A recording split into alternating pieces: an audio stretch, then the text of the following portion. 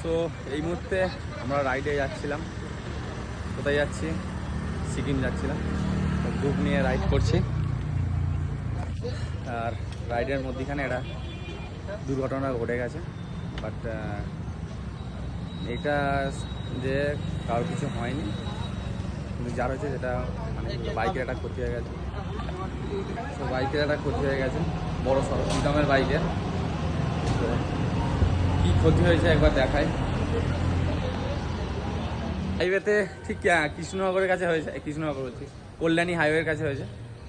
তো হাইওয়েতে যাই না, একটা ইঁট পড়েছিল, আদলা ইঁট। তো কোনো আসার সময় গাড়ি 80-100-র মধ্যে স্পিড ছিল।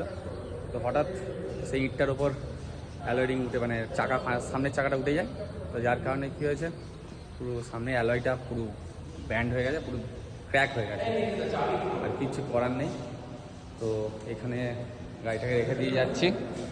গাড়িটা এখানে কোনো একটা জায়গায় আমাদের কাকুর সঙ্গে দেখা হলো।